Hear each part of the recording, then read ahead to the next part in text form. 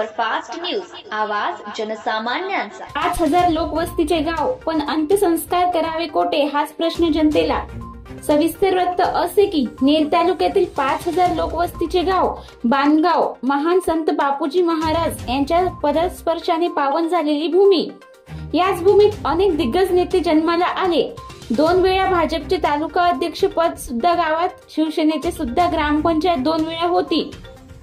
आता काँग्रेसची एक हाती ग्रामपंचायतीची सत्ता, 2 वेळा पंचायत समितीचे सभापती पद, 1 वेळा पंचायत समिती सदस्य।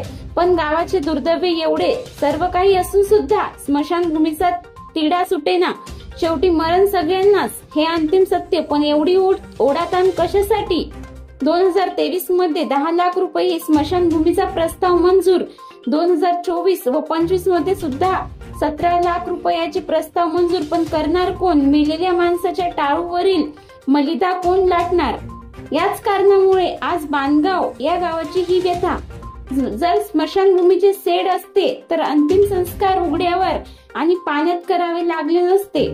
गावातील नेते श्री अनिल राठोड, श्री निलेश राठोड भाजप, श्री बिभीषण राठोड, श्री गणेश चव्हाण, श्री मिथुन राठोड, श्री साधू इंगोले, श्री देवराव राठोड शिवसेना शिंदे, श्री माधव राठोड सरपंच बांधगाव, श्री अनिल चव्हाण उभाटा यांना सगळ्यांना गावकऱ्यांची विनंती, सर्व हेवे दावे बाजूला सारून एक तरी स्मशानभूमी द्या हो।